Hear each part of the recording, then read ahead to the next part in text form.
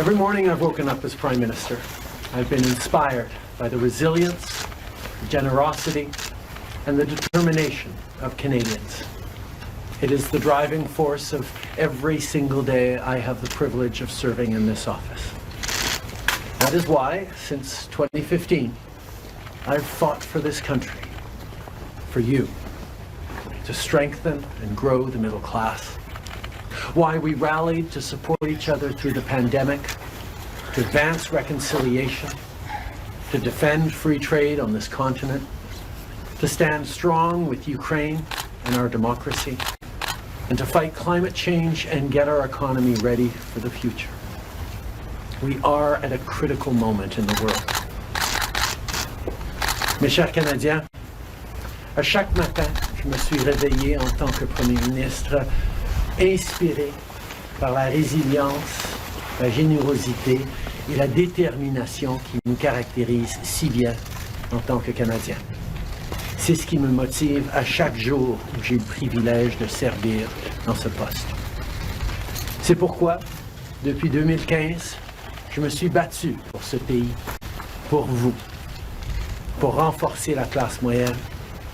Pourquoi nous nous sommes mobilisés en tant que Canadiens pour se soutenir les uns les autres pendant la pandémie, pour faire progresser la réconciliation, pour défendre le libre-échange sur notre continent, pour notre soutien inébranlable de l'Ukraine et de la démocratie, et pour lutter contre les changements climatiques et préparer l'économie de l'avenir. Nous traversons vraiment un moment critique dans le monde. My friends, as you all know, I'm a fighter. Every bone in my body has always told me to fight because I care deeply about Canadians, I care deeply about this country, and I will always be motivated by what is in the best interest of Canadians. And the fact is, despite best efforts to work through it, Parliament has been paralyzed for months after what has been the longest session of a minority parliament in Canadian history. That's why this morning I advised the Governor-General that we need a new session of Parliament. She has granted this request, and the House will now be prorogued until March 24th. Over the holidays, I've also had a chance to reflect and have had long talks with my family about our future. Throughout the course of my career, any success I have personally achieved has been because of their support and with their encouragement. So last night over dinner, I told my kids about the decision that I'm sharing with you today. I intend to resign as party leader, as Prime Minister, after the party selects its next leader through a robust, nationwide, competitive process. Last night, I asked the President of the Liberal Party to begin that process. This country deserves a real choice in the next election, and it has become clear to me that if I'm having to fight internal battles, I cannot be the best option in that election. Mes chers amis, comme vous savez, je suis un fighter. Dans mon fort intérieur, je me suis toujours battu parce que je me soucie profondément des Canadiens. Et je serai toujours motivé par ce qui est dans le meilleur intérêt des Canadiens. Et le fait est que malgré tous les efforts déployés pour passer à travers, le Parlement est paralysé depuis des mois, après ce qui a été la plus longue session de Parlement minoritaire dans l'histoire de notre pays. C'est pourquoi ce matin, j'ai rencontré la gouverneure générale pour lui faire savoir que nous avions besoin d'une nouvelle session du Parlement. Elle a accédé à ma demande et la Chambre sera donc prorogée jusqu'au 24 mars. Pendant le temps des fêtes, j'ai également eu l'occasion de réfléchir et d'avoir de longues conversations avec ma famille quant à notre avenir.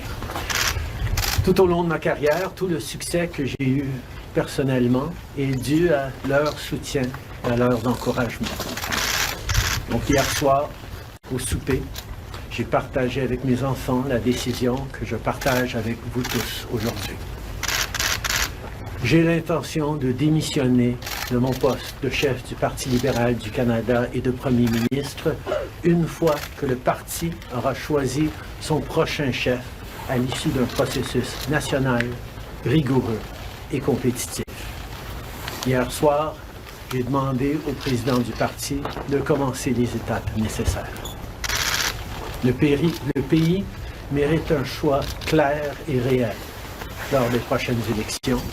Il est devenu évident pour moi que si je dois me concentrer sur des batailles internes, je ne peux pas être la meilleure option lors de ces élections.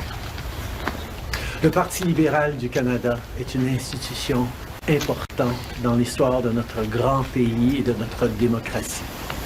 Un nouveau premier ministre et chef du parti portera les valeurs et les idées du Parti libéral dans la prochaine élection.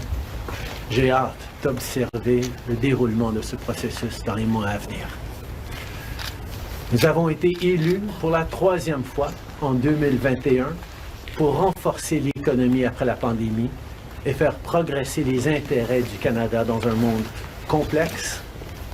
Et c'est exactement ce que je vais continuer à faire, ce que nous allons continuer à faire pour les Canadiens. The Liberal Party of Canada is an important institution in the history of our great country and democracy. A new Prime Minister and leader of the Liberal Party will carry its values and ideals into that next election. I'm excited to see the process unfold in the months ahead.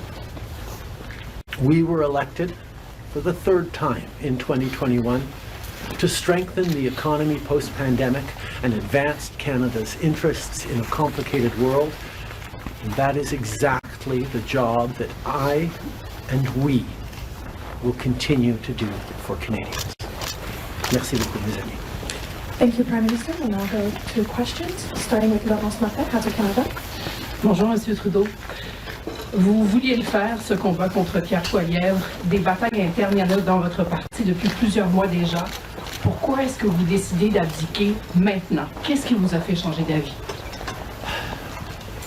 Comme vous savez, je ne suis pas quelqu'un qui recule facilement devant un combat, surtout un combat si important pour le parti et pour le pays. Mais je fais ce job parce que l'intérêt des Canadiens et le bien-être de notre pays, de notre démocratie, me tient à cœur. Et c'est devenu clair que je ne peux pas être le chef dans les prochaines élections à cause des batailles internes.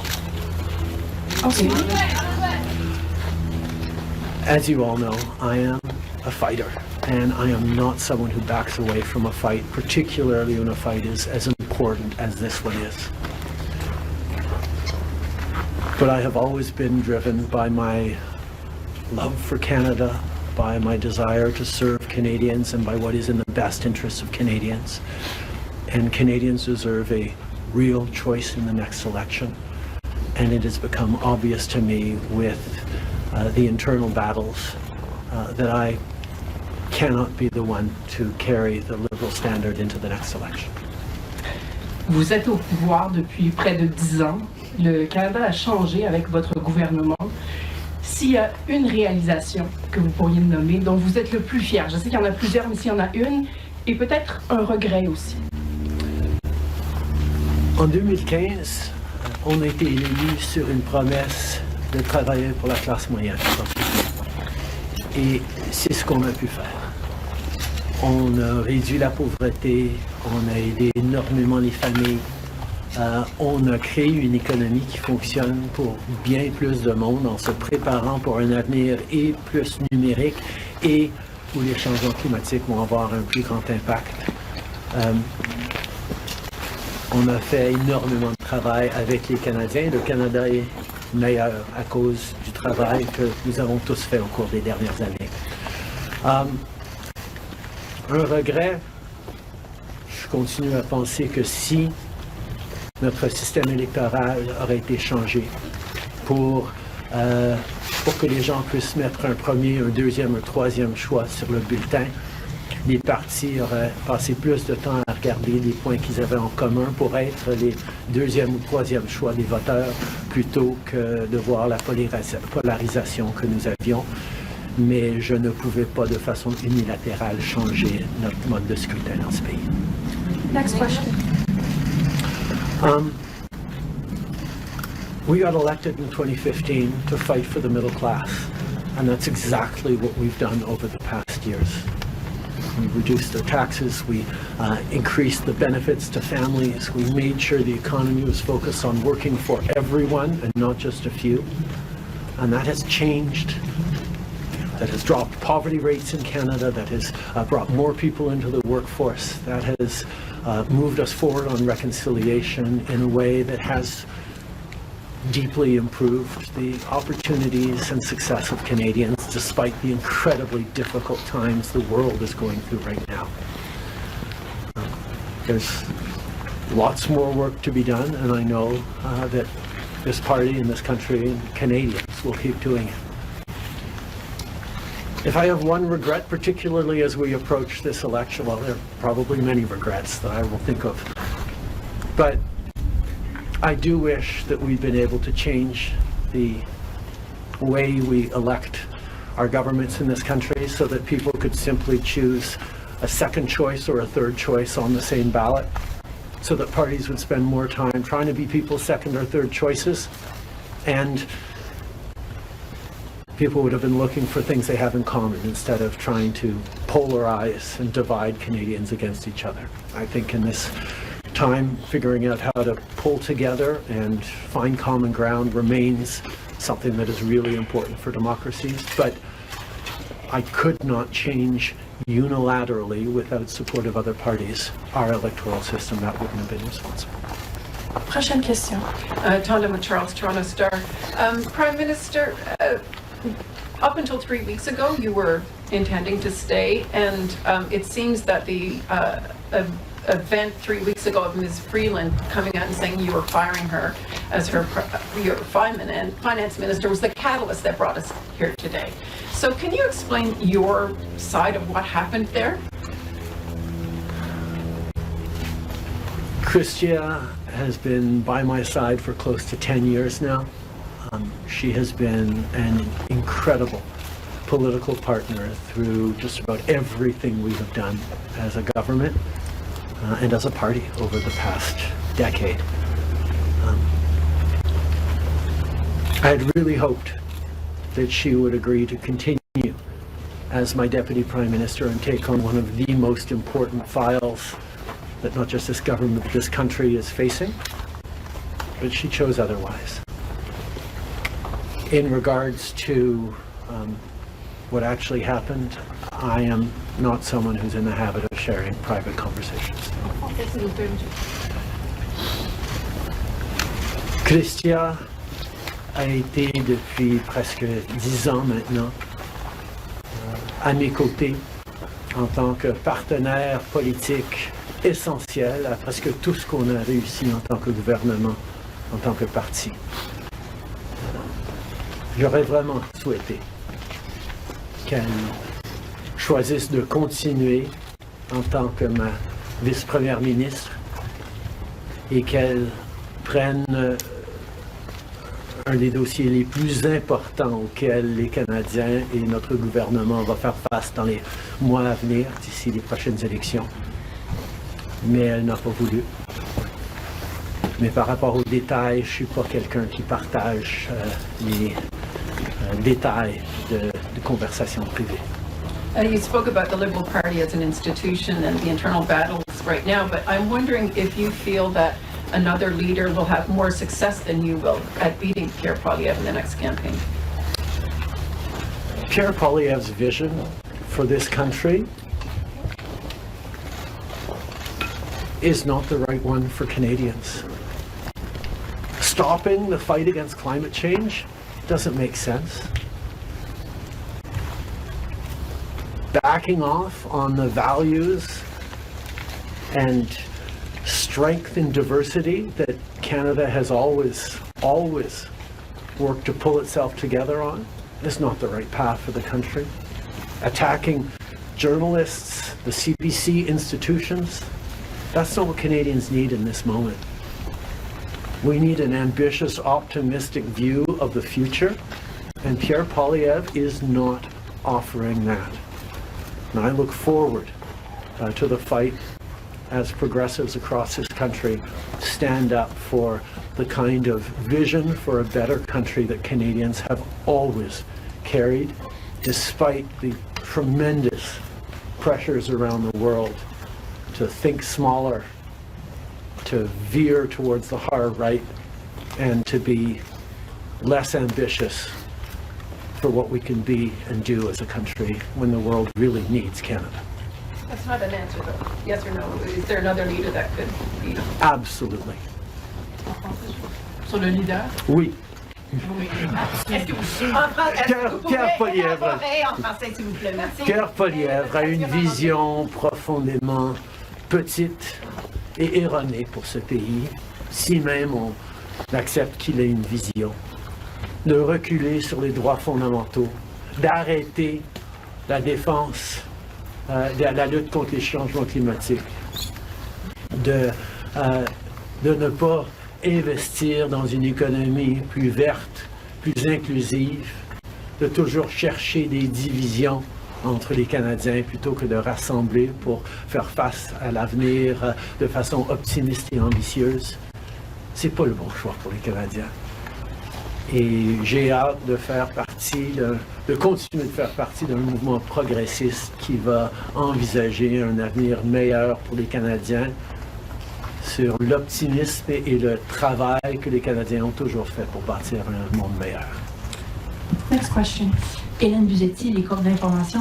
Bonjour, M. Trudeau. Il y a 16 ans, en décembre 2008, Stephen Harper a prorogé le Parlement pour s'éviter un vote de confiance qu'il savait qu'il allait perdre parce que les 3 partis d'opposition allaient voter contre lui. Exactement comme la situation dans laquelle vous vous trouvez aujourd'hui. À l'époque, le chef libéral, Stéphane Dion, avait dit, puis je le cite ici, que c'était une entrave à la Constitution et un affront à la démocratie. Alors j'aimerais savoir pourquoi ce qui était mauvais pour les conservateurs de Stephen Harper devrait être bon pour les libéraux de Justin Trudeau. La gouverneure générale, en 2008, avait correctement conclu que la Chambre venait juste d'accorder leur confiance de façon formelle au gouvernement de M. Harper, malgré même une lettre signée qui était un document politique. La voix de la Chambre compte. Or, avant d'arrêter le travail à la Chambre pour les fêtes, on a gagné 3 votes de non-confiance, 3 votes de confiance, et nous allons devoir retester la confiance de la Chambre dès le mois de mars pour passer les éléments budgétaires nécessaires pour faire fonctionner le gouvernement. In 2008, the Governor General correctly concluded that because the very last times in the previous weeks that the confidence of the House had been tested, it had passed that confidence test. Stephen Harper continued to have the confidence of the House, and it actually would bear out because as soon as they came back from the prorogation, Stephen Harper won a confidence vote once again. So a political document or political speeches doesn't carry the kind of weight that winning a confidence vote means. But this prorogation will take us only into March, and there will be confidence votes in March in the passing of supply that will allow Parliament to weigh in on confidence in a way that is entirely in keeping with all the principles of democracy and the workings of our strong institutions. Mais avec respect, M. Trudeau, y a-t-il pas quelque chose un peu antidémocratique de suspendre la possibilité du Parlement d'exprimer sa non-confiance le temps que votre parti se cherche un sauveur? Est-ce qu'il ne devrait pas plutôt juste se référer aux électeurs et de déclencher dès maintenant une élection? Hélène, je pense que tu as très clairement vu, comme tout le monde dans la galerie de presse parlementaire, à quel point le Parlement ne fonctionne plus depuis plusieurs mois. On est pogné dans une question de privilège, il y a des motions d'obstruction constantes et on a pu très peu accomplir pendant les derniers mois au Parlement. Le Parlement a besoin d'un reset, a besoin de se calmer un peu les pompons pour se remettre au travail pour les Canadiens et pas à faire de la petite politique constante, ce qu'on est en train de voir des conservateurs. Donc, ce reset a deux éléments. Une prorogation pour que, justement, on recommence avec une fraîche approche au Parlement. Et deuxièmement, oui, le Parti libéral va entamer un leadership parce que je m'attends à ce que si c'est pas moi qui va mener le parti dans les prochaines élections, la polarisation qu'on voit actuellement au Parlement devrait aussi se calmer un petit peu. Les Canadiens ont besoin d'un Parlement qui fonctionne, particulièrement dans ce moment complexe, et ces deux éléments vont représenter le reset nécessaire pour le Parlement. En anglais, mais s'il vous plaît dire pourquoi pas une élection? Vous l'avez pas dit. The parliamentary press gallery and anyone who's been watching politics closely over the past months will know that Parliament has been entirely seized by obstruction and filibustering and a total lack of productivity over the past few months. We are right now the longest serving minority government in history, and it's time for a reset. It's time for the temperature to come down, for the people to have a fresh start in Parliament, to be able to navigate through these complex times, both domestically and internationally. And the reset that we have is actually two parts. One is the prorogation, but the other part is recognizing that removing me from the equation as the leader who will fight the next election for the Liberal Party should also decrease the level of polarization that we're seeing right now in the House and in Canadian politics, and allow people to actually focus on serving Canadians in this House and with their work the way Canadians deserve. On va prendre une dernière question. Good morning, Prime Minister. Stephanie Taylor with the National Post. Given, as you just said, there's going to be confidence votes in March, opposition parties have said they are prepared to bring down your government. What kind of chances do you think you are leaving to your successor, given that there will only be mere weeks for them to introduce themselves to Canadians before heading into an election, potentially? I have a tremendous amount of confidence in both Canadians and in parliamentarians' interest in serving Canadians in the right way. We're in a minority government right now, and there hasn't been an active leadership in a minority government in more than 50 years in this country. And there is always going to be the challenge of having a leadership race while a parliament would face confidence votes in the course of delivering supply to the government. So this is something that we're going to navigate through, but I truly feel that removing the contention around my own continued leadership is an opportunity to bring the temperature down, have a government that will focus on the complex issues that are coming forward in the coming months, while the party gets to have a full national process that brings in people from right across the country and makes a determination about the best person to carry the progressive liberal standard into the next election. Can you clarify whether ministers who would like to campaign for your job will have to step out of cabinet?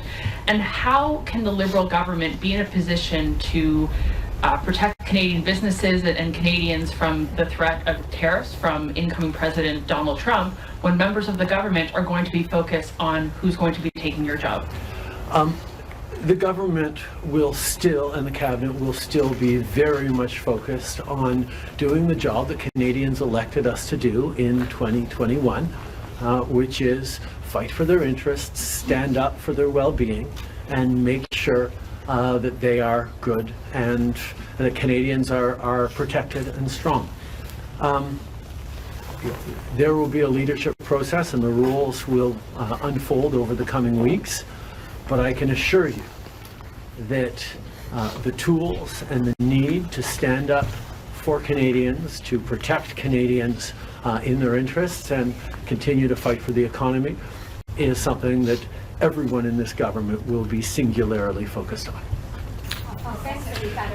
Je peux souligner que, évidemment, les règles et les conditions du leadership du Parti libéral vont être discutées dans les semaines à venir, mais le gouvernement qui a été élu pour protéger les Canadiens et leurs intérêts dans un monde très complexe, qui a été élu le plus récemment en 2021, va continuer ce travail avec un focus et une emphase singulière sur ce qui est dans les intérêts des Canadiens, pendant que le parti fait ce dont il a besoin pour avoir un processus de leadership. Merci beaucoup. C'est ce qui conclut la conférence de presse d'aujourd'hui. Merci tout le monde. Merci d'être ici dans une belle journée d'Ottawa.